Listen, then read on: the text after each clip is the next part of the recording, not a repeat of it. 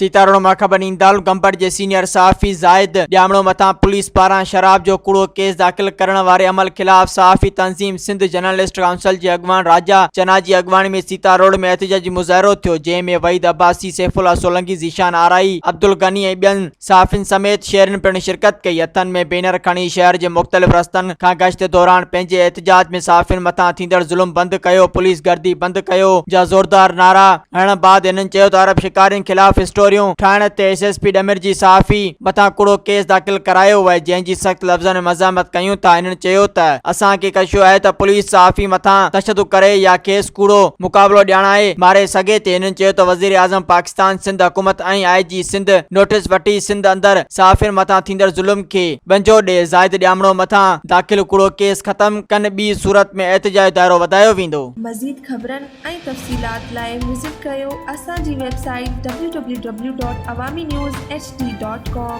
ऐं ॾिसंदा रहो अवामी न्यूज़ HD।